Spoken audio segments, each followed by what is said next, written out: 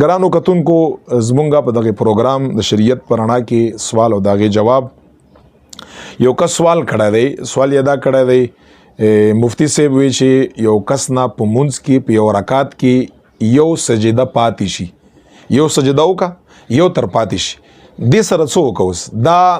سجده چې په اول رکعت کې یا په دویم کې پاتې شوه دا په کوم ځای کې وکا او آیا سجده سهو شته که نشته؟ او کدا سجده په منځ کې ور یاد شوه چې ما نه ده کړې هغې څه حکم دی؟ که منځ نه بعد ورته ور یاد شوه د هغې څه حکم دی؟ نو دا هم ډېر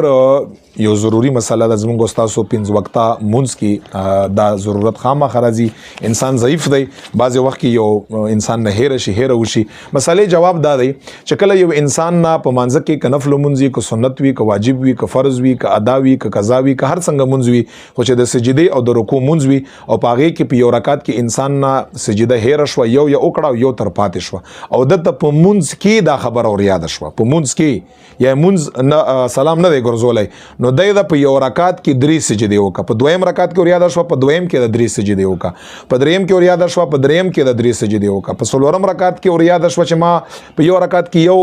سجده کړې ده، په څلورم رکعت کې په اخر کې دا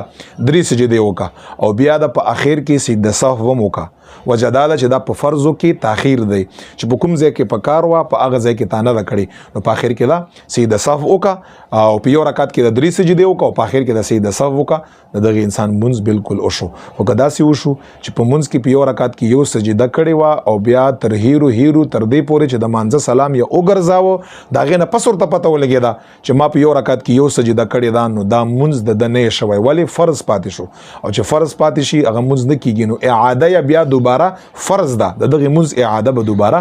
بیا به کوي.